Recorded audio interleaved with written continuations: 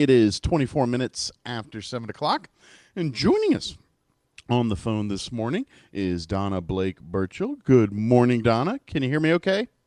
Good morning. Yes, I can. Great. It worked. How are you? I'm Can I just happy really that quickly worked. just take a quick victory lap? We did it, everybody. Okay, as you were. Go on. Well, first off, Donna, good morning. Thank you for spending a few minutes with us today. How are you doing? I'm doing well. Thank you very much for having me today. And of course, we love talking to you, and really everybody. We love talking history, so it's always fun to have yourself or anyone from the historical society on. So coming up, hard to believe this, but it's next weekend. September 4th is next weekend. Right. The Historical Society for Southeast New Mexico is having their historic book fair. And this is an opportunity for folks to get books that are rare, out of print, certainly books that aren't available on Amazon or things like that. These are rare, out of print books that the Historical Society has extras of. And I want to stress that extras. The one copies of, the unique, only have one of, or have one, or have very limited copies of, those are not available at the book fair. These are other books. They're all rare, but the Historical Society has 3-4 copies, and I'm going to be honest with you, they're keeping the good copy for themselves. So if there's one that's got a better dust jacket or a better condition, or they'll cannibalize to make, like, one's got a better dust jacket, but the actual binding's better on the other, they'll swap them. But so you're not getting the best of what they're keeping that for preservation. But extras have a chance to add to your collection. And I should let Donna talk now. She's the expert here. but I know we had some people ask and say, hey, are you getting rid of all the books? No. They're just getting rid of the extras. So we want to put that out there first. So, I guess fill in the gaps there, Donna's. Anything that I didn't miss there that you want to tell folks about the fair? Well, they're actually going to have several authors there signing their books. We'll have John LeMay, who is, one of your Roswellites, and he's going to be there signing one of his many, 30 books that he has out now. He's got a plethora. And they're going to have a few of mine there as well, which I'm so grateful for, and including my newest, the New Mexico Mission Churches, and Wicked Women and Haunted Hotels and all the fun ones.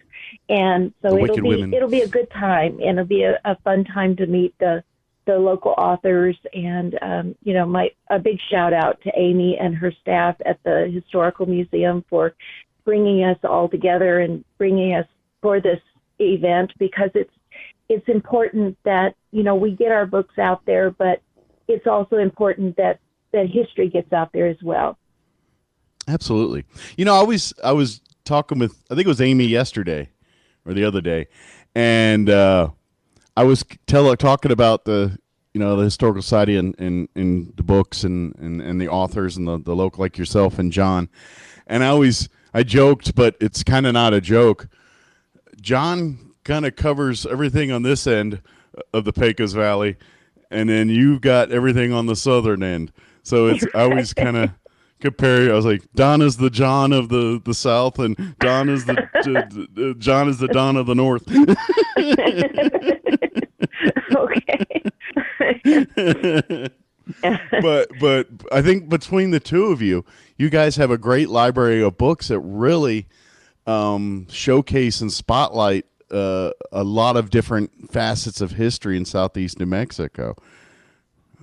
Absolutely. So I think that's why, like John has covered Lincoln County and Chavez County, and branched out in several other ways as well. I've kind of branched out through the entire state.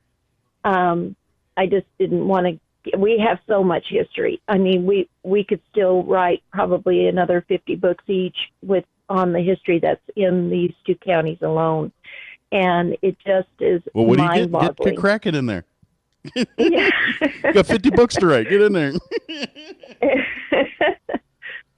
We're working on it. I'm just kidding.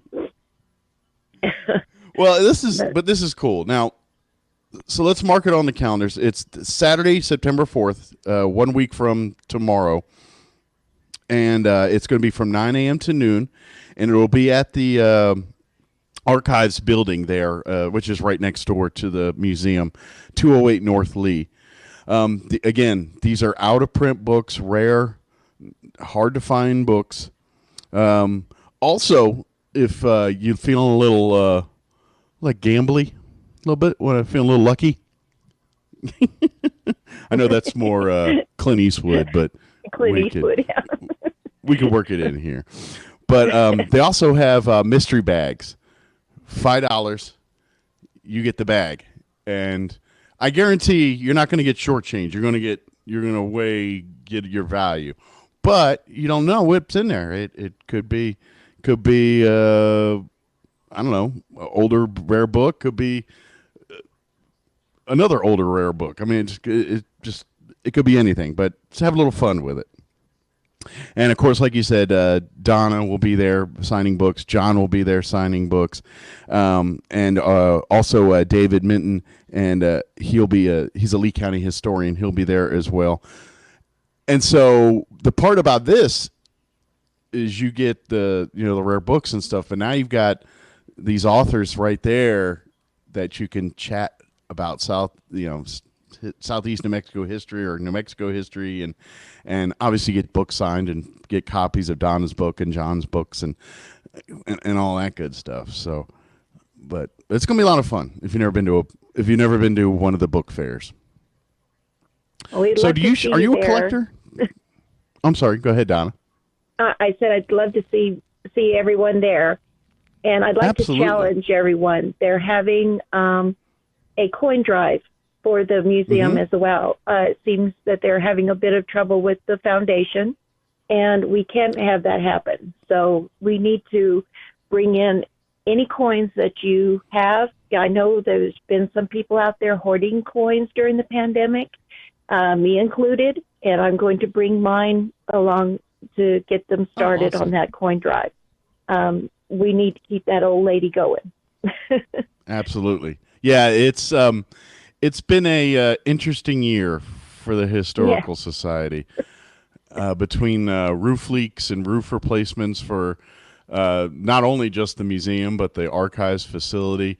It was the carriage house just before COVID, and then when it rains it pours, literally here. No. Of course, foundation issues, the trees, branches falling in the streets, and all this stuff is kind of compiled, and I think the number Amy had mentioned a couple weeks ago was like they need like $60,000 by November to help offset some of these costs. So yes, bring your change. Folding kind fits in those things too. Right. Matter of fact, if you ever become a guest on the show, the radio show, we have our big Coca-Cola coin. People can drop money into there, but we don't get the foot traffic that some other places get. So I'm curious, Don, are you a book collector yourself, or you just write them? Yes, actually, I am very much a book collector. I have inherited probably thousands of books from my dad, and then I have added to it over the years to the point where it's kind of taking over the house. And I love old books. As a former librarian, books are my life, and I just love the smell of them and the idea of them and reading them. I don't get to read them as much as I want to, but sure. Yes. I can't. Well, I would also think too, the ones you have read, the ones that are like everyone has favorite books or favorite stories and things like that. And to have the books, especially if it's a story that you've had with you since you were a child, Right. those evoke, like, you just even picking up the book and seeing it, like picking up off the shelf and looking at it, you're like, it starts evoking those memories of how you associate with that book or that story. So it's Right. not always just the contents in the book itself, it's how you relate to those words and how where you were when you first came across this book. And it's a lot of that works, you know, part of the collector side too. Right. Right. And we have so many good historical books about New Mexico that have been written and have been forgotten about. And it's nice that they're going to bring them out into the open and offer these to people to purchase because, there's some great information out there that's been forgotten. And it's fun. John and I can only bring out as much as we can, but, it's good to know. It's good to know this background that we have in the state. Well, and this is kind of the tip of the iceberg on the real whole point and the part of what the historical society is all about. When we talk about preserving history for Southeast New Mexico, providing a home for not only it to reside and be preserved for future generations, but a place to catalog and spotlight current history and things going on. But the point that kind of makes here is, when you support the historical society, bringing these donations, buying these books, you're doing the same thing. You're preserving the legacy of these books, because let's face it, without our historical society, without our organizations that preserve history, what happens to it? Certainly the Smithsonian's a great big organization that collects a lot of artifacts and a lot of history.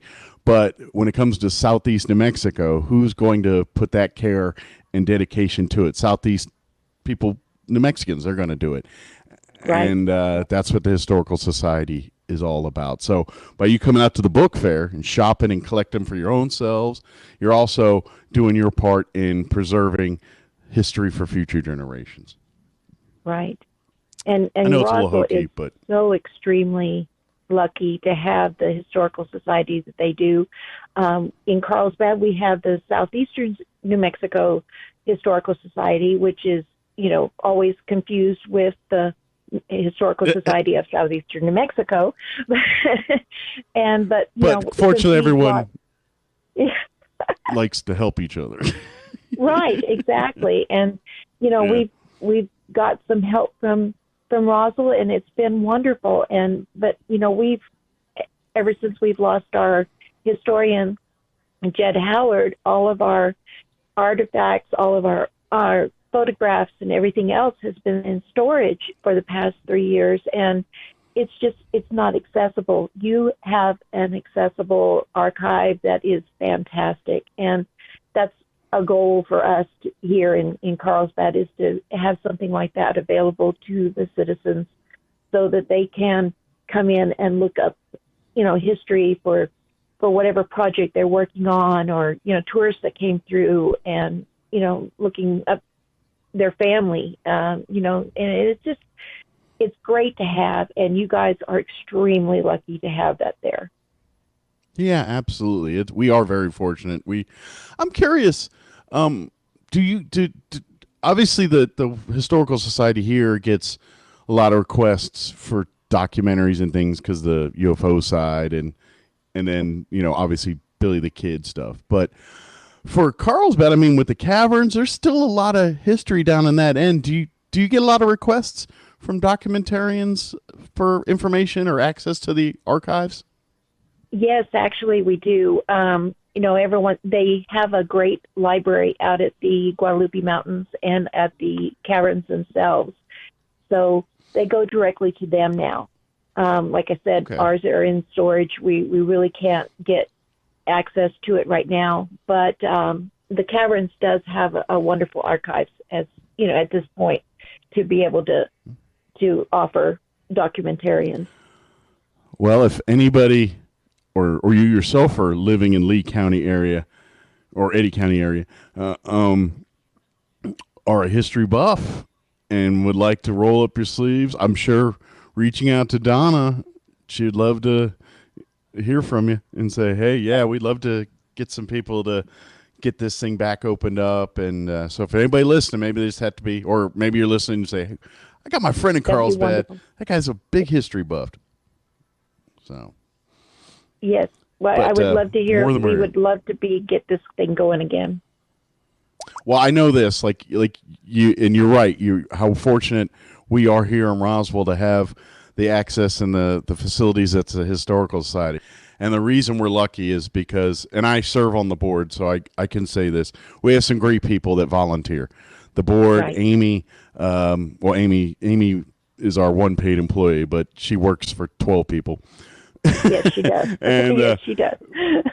but that's why we're lucky, because we have dedication of some great people that love history and are dedicated to making sure it's accessible.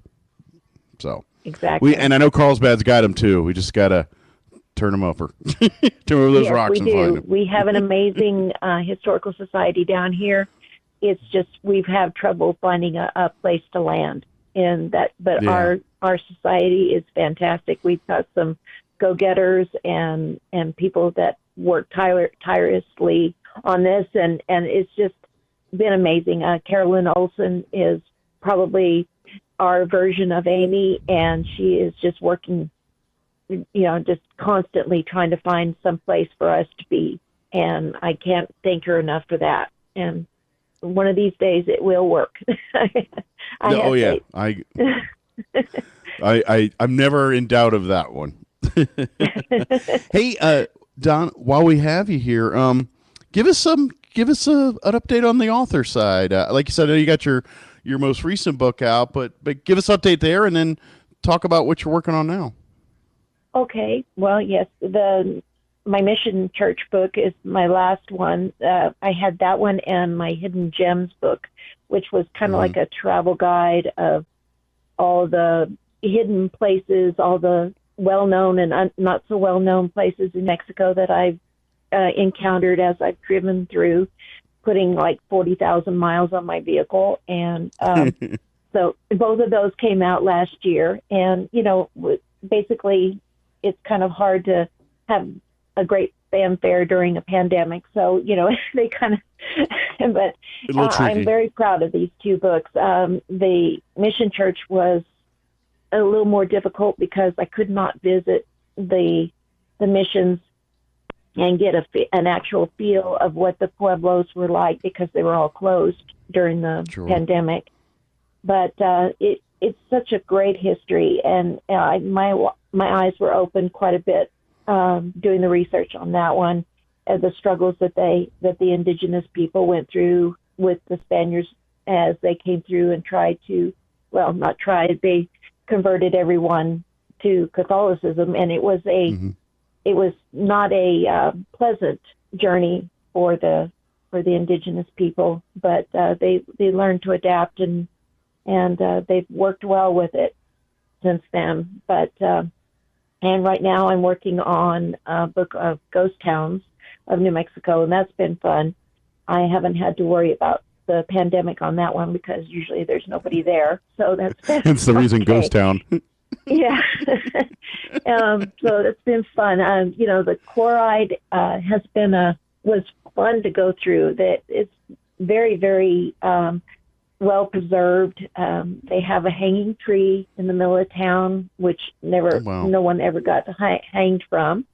So whenever the cowboys were a little bit whooping it up at the 7 saloons that they had in town, they would take them to the water trough underneath the tree, kind of dunk them a little bit, get them back to their senses, and then tie them to the tree until they could figure out to do better.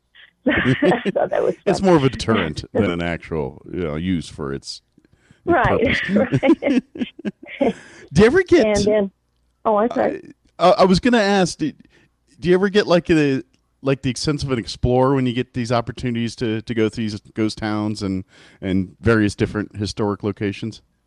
Oh, absolutely. Yeah. Absolutely. It's so much fun. I love to travel and I love to learn new things, and I always get lost.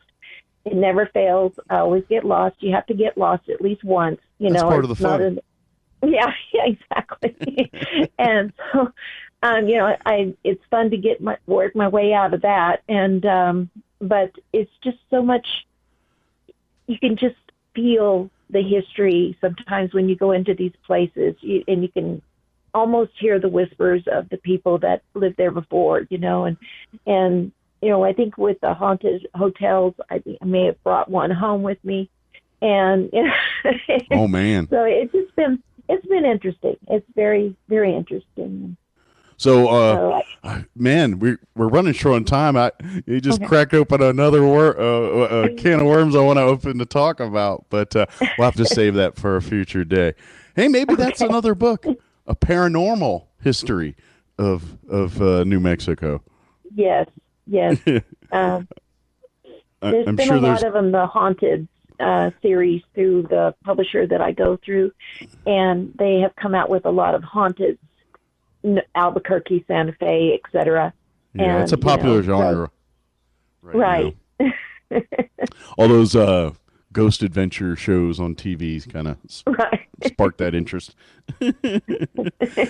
But for folks, Saturday, September 4th, 9 to noon, is the Historic Book Fair hosted by the South Historical Society for Southeast New Mexico. It's going to be at the Archives Facility, 208 North Lee, again from 9 to noon on Saturday, September 4th.